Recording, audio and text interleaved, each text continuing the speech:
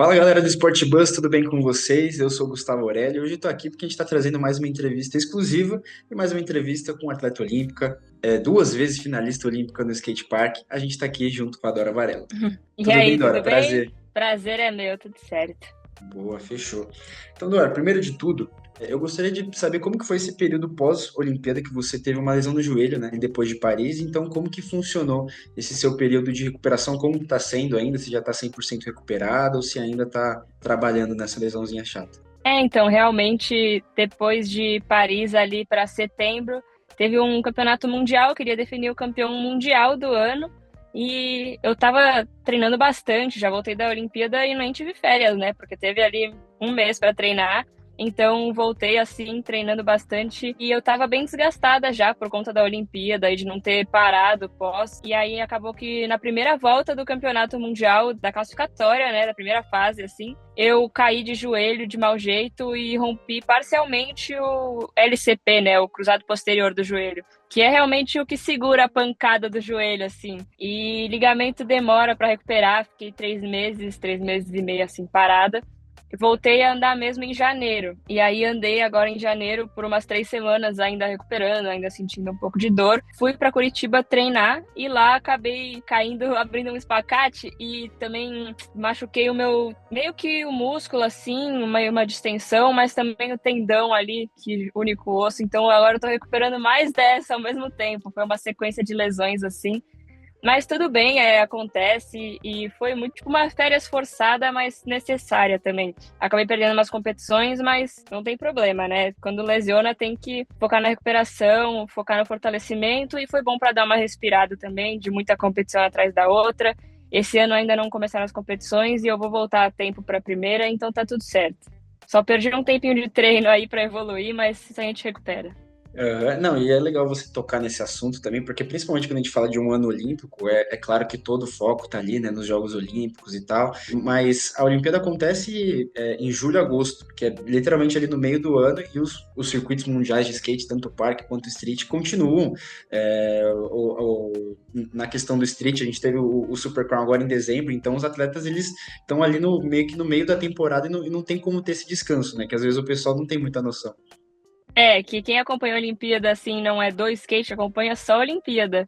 E não tem nem ideia dos outros campeonatos que a gente participa. Tem campeonato quase todo final de semana, se parar pra pensar. A gente que escolhe os que a gente quer participar, os que a gente quer deixar passar para conseguir focar nos treinos, os que valem a pena pra carreira. Mas se for ver, tem STU nacional, tem STU Pro Tour, que é o circuito mundial do STU, tem o circuito da CBSK brasileiro também. Tem circuito de vertical, que aí é outra modalidade. Tem mundial vertical, tem X Games, tem milhões de coisas. Então a gente tem que escolher mesmo, mas tem os que são super importantes, que nem esse de setembro da World Skate, ia definir o campeão mundial de parque sem ser pelas Olimpíadas, né? É do circuito da World Skate. Então tem muita competição importante que a galera que assiste só a Olimpíada não tá nem ligada e a gente tá ali ralando. Aham, lógico. E também falando, né, pegando esse gancho primeiro da recuperação do joelho, agora dessa outra pequena lesão que você teve em janeiro, falando sobre essa projeção de 2025, você já adiantou que não vai perder nenhuma competição das que estavam planejadas, então tudo certo e gás total para essa temporada, né? Sim, essa temporada agora eu sei que vão ter muitos campeonatos. Ainda não anunciaram o circuito com datas exatas, mas anunciaram que terão 5 etapas de STU nacional, 5 etapas de STU Pro Tour, o Mundial do STU. E além disso, tem umas 3, 4 etapas de Vert Battle, que é o circuito de vertical aqui do Brasil, organizado pelo Rony Gomes. Tem Mini Ramp Pro Ataque, que é o circuito profissional de mini rampa. Além dos mundiais da World Skate, né, para você ficar bem no ranking mundial. Ainda não é classificatório para as Olimpíadas, mas esse seria o ranking classificatório. Você tem que se manter ali no ranking pelo menos entre as 30 para não ter que usar o country quota, que aí a confederação seleciona se você vai ou não para a competição. Se você está entre as 30, você está automaticamente classificado. Então, chegar no ano pré-olímpico, que é o ano onde começa a contar a pontuação classificatória para as Olimpíadas do ranking, você tem que estar ali nesse ranking, nesse circuito. Então, estando entre as 30 nesse campeonato, tem que se manter agora, de 2025, 2026, 2027 tem que estar ali no ranking ainda, e aí que começa a contar. Ah, legal. E a gente está falando de ciclo olímpico, falando, voltando agora, né, para Paris 2024, que foi a sua segunda final olímpica, agora muito, muito perto do pódio ali na quarta colocação, mas acredito que você está muito satisfeita e orgulhosa do resultado, porque foi uma evolução muito grande, mas eu queria perguntar para você se você sentiu muita diferença, e assim, alguns atletas que a gente acaba conversando, se que estavam em Tóquio também citam a questão da torcida e como isso foi, se foi muito diferente Paris 2024 para Tóquio 2020 ou 2021. Assim, foi completamente diferente, né? Parece que a gente estava em Tóquio e a gente não teve a experiência olímpica completa. E foi a primeira Olimpíada que o skate entrou, que o skate participou. Então, parecia que a gente estava tipo num campeonato de bairro, sabe? Que não tem plateia, não tem torcida, mas ao mesmo tempo a gente tinha a noção de que estava o mundo inteiro assistindo a gente. E assistindo skate pela primeira vez, muitas vezes, né? Porque o skate teve esse boom, assim, depois de Tóquio, quando as pessoas que não assistiam, não acompanhavam campeonatos de skate, assistiram e perceberam toda essa irmandade, essa empatia, esse negócio de torcer pelo outro que tem no skate, que eles não sabiam, eles tinham uma imagem completamente diferente do skate, do universo do skate. Mas, falando da outra pergunta que você fez, né, nessa mesma pergunta, eu fui para Tóquio, eu queria só de estar lá, eu já estava muito feliz, porque eu sabia que eu não tinha chance de medalha. Pro meu nível ali, no momento, eu não estava entre as melhores do mundo. Nos classificatórios, eu raramente fazia uma final, assim. Então, eu sabia que se eu fizesse final nas Olimpíadas, que era a minha meta, eu estaria super satisfeita. E foi isso que aconteceu, eu cumpri minha meta, fiquei em 7º lugar na final ali. Eu realmente treinei o máximo que eu pude, mas eu não estava com nível de skate para chegar nas cabeças. E aí, para Paris, eu sabia que eu teria que treinar muito, me puxar muito, mas a minha meta seria chegar nas cabeças, porque eu tinha tempo para treinar. Claro que a gente não teve um ciclo olímpico inteiro, a gente teve 3 anos, mas eu sabia como funcionava, meio que a gente caiu de paraquedas na primeira Olimpíada, assim. Se classificou, foi participando. Skatista nem era nem atleta, imagina atleta olímpico. Então a gente aprendeu muito a cuidar do corpo, fisioterapia, alimentação, tudo isso antes de Tóquio. Antes disso era só diversão, sabe? E o skate se profissionalizou muito também. Aí para Paris eu realmente me preparei muito, eu sabia que eu tinha chance de medalha. E só de se classificar é muito difícil. As pessoas que assistem a Olimpíada não têm ideia de como é difícil se classificar. Nos mundiais classificatórios tem, sei lá, 100 meninas do mundo inteiro participando. Tem eliminatórias, quartas, semifinal e final. Às vezes você tem 2 a 3 chances de acertar uma volta que te dê pontuação suficiente. E é muito nervosismo, porque além disso, tem 6, 7, 8 brasileiras participando e podem ir no máximo 3 por país. Então, se você vai super bem, mas você é a 4ª brasileira, você não vai para as Olimpíadas. Tem tudo isso, assim. Então, eu ter me classificado já foi super bom, tirou um peso das minhas costas. E nas Olimpíadas eu saí satisfeita, como você falou, porque eu dei o meu melhor ali no momento, que eu consegui fazer, eu fiz. Então, eu fiquei muito feliz com a minha performance. Eu queria ganhar de mim mesma. Claro que eu queria medalha, mas a medalha é consequência. Até porque eu não vou abdicar, assim, de me esforçar mais do que a minha saúde mental permite, do que deixar de passar tempo com a minha família, com os meus amigos, com o meu namorado, pra treinar mais e mais, só que eu não vou estar feliz curtindo o processo, sabe? Então eu sei que eu dei o meu máximo, fiquei em 4º lugar, que é um resultado incrível, e skate também é subjetivo, depende muito dos juízes, da opinião deles. Então eu realmente não fico preocupada e triste por não ter ganhado a medalha, eu fico feliz por ter dado o meu melhor, assim, e o 4º lugar para mim já representa tudo isso. E foi super legal o que você falou, né? Dessa evolução do skate desde a entrada no calendário olímpico, e é algo perceptível para a gente também, que eu até ia perguntar para você, que assim, em 2021, a campeã do parque foi campeã com 60. Agora, em 2024, a Arisa Trilla levou o ouro com 93. Então, é uma alta de notas, assim, e assim, e não é só as campeãs, você mesmo, todas as meninas da final tiveram um crescimento gigantesco, assim, na performance.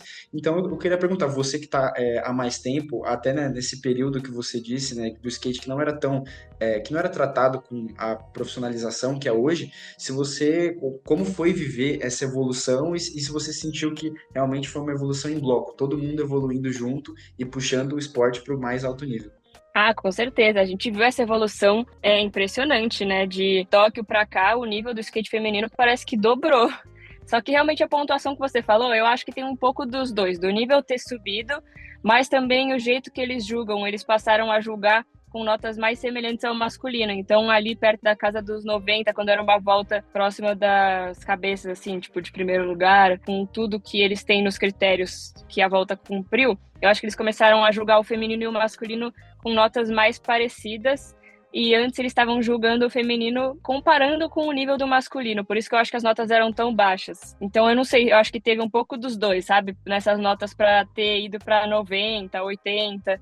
Mas também, claro, que eu vi o nível do skate feminino crescendo ao longo desses 3 anos. E parece que depois que as meninas assistiram a primeira Olimpíada, elas começaram a se puxar e acreditar que elas conseguiam mais e mais e evoluir muito mais rápido do que evoluíam antigamente. E até eu tive que mudar a minha cabeça para conseguir evoluir mais rápido e me puxar e acreditar que eu conseguia fazer mais do que aquilo. A gente não conseguia pensar que a gente ia conseguir andar igual os meninos, por exemplo. Era uma mentalidade de que as meninas faziam aquilo e só isso. Aí depois que a gente viu as menininhas vindo e se puxando e evoluindo, a gente viu que a gente conseguia também. Era só questão de acreditar, de mudar ali a mentalidade. Eu fui a mais velha das Olimpíadas, com 23 anos, e eu passei para a final. Então, da Olimpíada inteira, 22 meninas, eu era a mais velha, e passei para a final, continuei sendo a mais velha. A medalhista tinha 13 ou 14 anos, e eu estava ali com 23, então eu já me sinto super velha, e eu sou da geração anterior a dela, onde a mentalidade era diferente. Então eu tive que aprender a mudar a mentalidade a tempo de continuar evoluindo o skate, para não ficar para trás, como algumas meninas da minha época ficaram assim. E eu tive que me puxar muito mais, e eu não tenho mais o corpo delas, então eu caio, dói. Não é que eu caio, levanto, tá tudo bem. Então, eu tive que mudar muito essa mentalidade, assim, para conseguir acompanhar o nível. Eu, a Raika, a Índia, a Isa, que são as meninas que estão ali com a gente nessa corrida olímpica, a gente até brinca, assim, imagina o nosso nível de skate hoje nas Olimpíadas de Tóquio, a gente era medalha de ouro disparado, que raiva. É uma mudança insana, assim. A gente tá falando do skate, que é um esporte que o pessoal começa a disputar profissional de uma forma muito precoce, né? Às vezes os nomes mudam muito de um ciclo para o outro, porque é isso, porque os skatistas que eram considerados um pouco mais veteranos, muito entre aspas, né? 23 anos é muito nova ainda. Talvez na próxima não vão estar lá, porque chegam novas meninas, novos meninos aí andando. Isso é uma loucura que a gente gosta do skate, né? Sim, a Indiara, por exemplo, ela tem 27 anos e ela estava entre as 20 ali do ranking, estaria classificada, mas tem esse country quota, né, assim, esse máximo de né? pessoas por país. E aí ela estava quarta brasileira, mas ela estaria nas Olimpíadas, estava bem no ranking, anda super bem. E ela tinha 27 anos, e a maioria das meninas na frente dela, ou até atrás dela, tinham 15, 16, ali, essa média, sabe? E ela tá ali na corrida olímpica ainda, anda super bem, tá se puxando, evoluindo. Só que, realmente, é muito acirrado se classificar para as Olimpíadas, às vezes mais do que competir as Olimpíadas. Uhum. Agora, a próxima pergunta, você já meio que respondeu com base nas outras, que você disse que agora em Paris você tinha esse foco em chegar ali nas cabeças, em disputar na parte de cima mesmo da final. Então, acredito que esse plano e essa meta persista para 2028.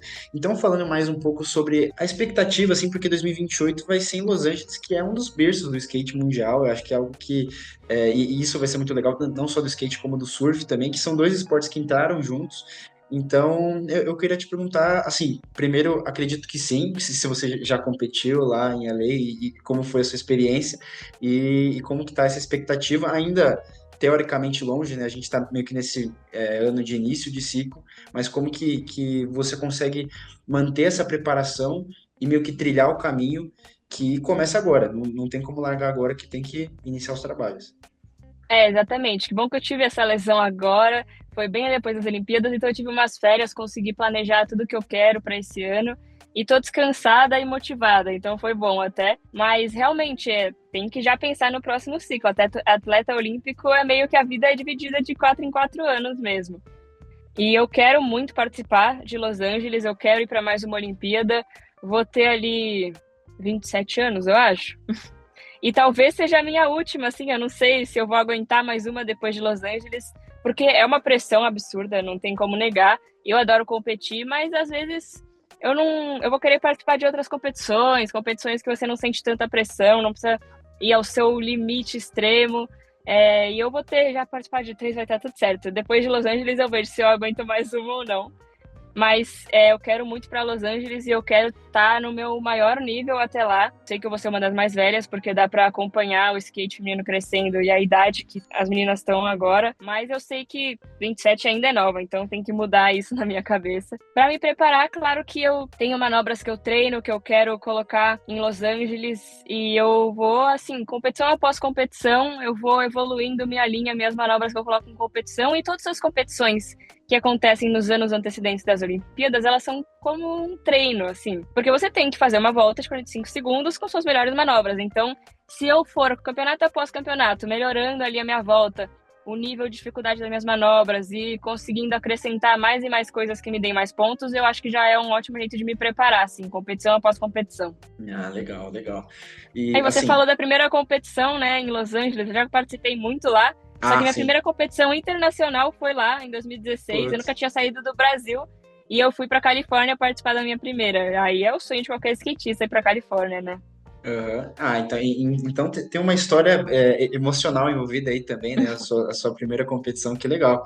E bom, assim, falando um pouquinho sobre a sua história e também como você entrou no skate, primeiro eu gostaria de saber qual que foi o momento específico, assim, que você se apaixonou pelo skate no geral, mas também falando que, assim, você, a gente consegue acompanhar nas redes e tal, que você tem certa familiaridade com todos os tipos de rolê de skate, seja no street, no parque, no vert, que você acaba competindo mais.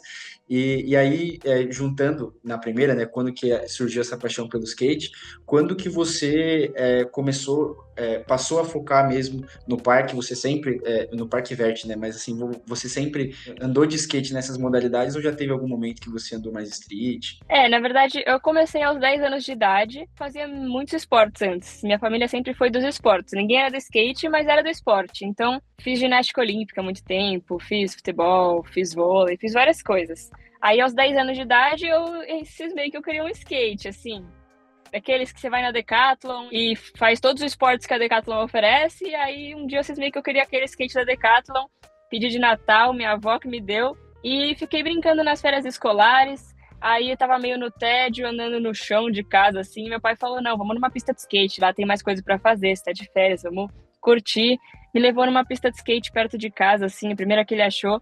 E aí eu cheguei lá, achei que era o paraíso, né? Várias rampas, várias possibilidades de evoluir. Comecei andando já de transição. Meus pais sempre me levavam na pista, então eu nunca andei muito na rua também, que é quando a pessoa começa a andar mais de street, começa a andar mais na rua, eu acho. E eu já me acostumei e viciei na transição, que eu gosto de velocidade, de voar. Fiquei, assim, muito tempo evoluindo só na transição e eu tenho muita dificuldade no street. Não é a minha praia mesmo, assim. Quando eu vou andar de street, eu caio, machuco, demoro muito para aprender, acho difícil e eu gosto da sensação de voar mesmo.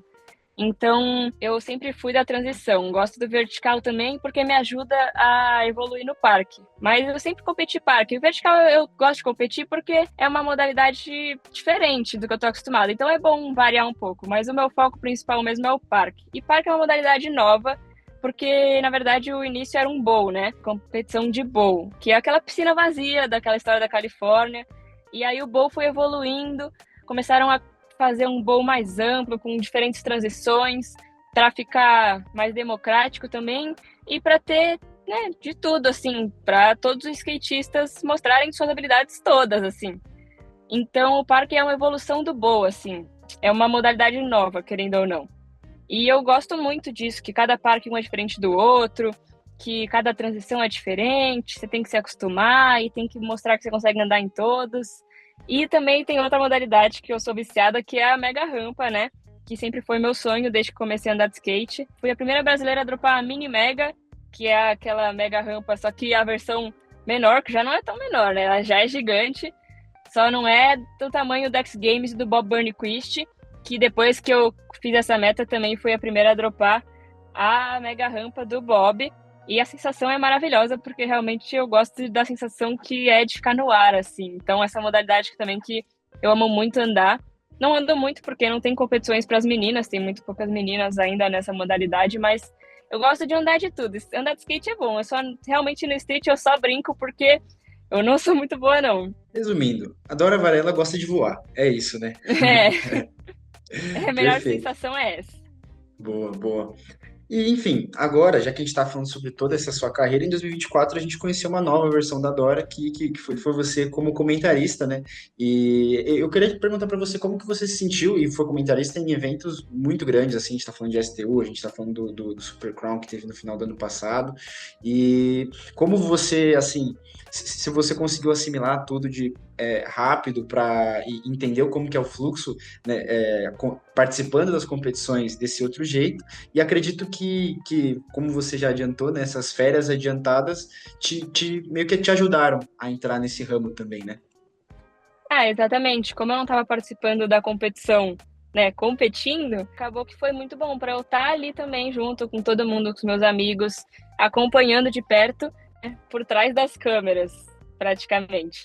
E eu meio que caí de paraquedas nisso, porque eu estava na competição de Natal, acompanhando o Ítalo, meu namorado, ele ia competir o Vert Battle. E aí eu tava lá e acho que o Geninho, que é o cara que narra tudo ali na Globo, no Sport TV, ele é super É gênio. incrível. É.